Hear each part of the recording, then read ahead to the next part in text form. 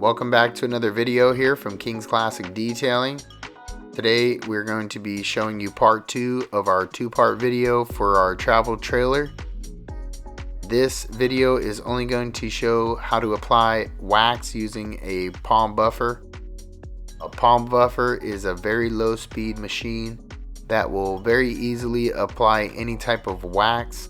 I don't recommend using it for any polishing, as it is not abrasive enough to remove swirl marks or watermarks or anything of that sort. So this video is to strictly show you how to apply the wax.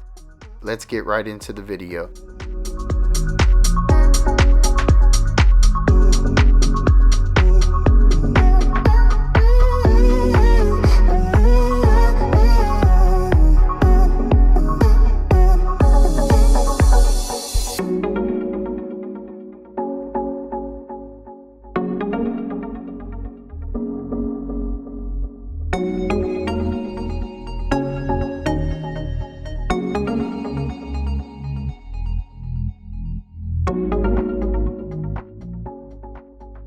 Quick reminder for everyone out there, I want to thank you guys for checking out all the videos. Of course, if you guys haven't done so, please subscribe.